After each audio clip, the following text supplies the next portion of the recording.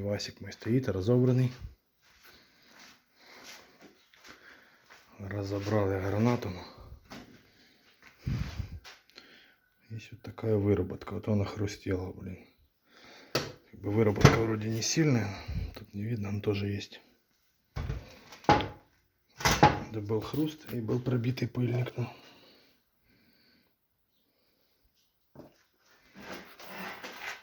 Нивка моя раскиданная сейчас.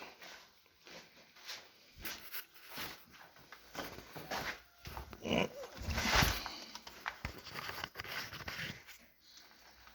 таком сейчас состоянии.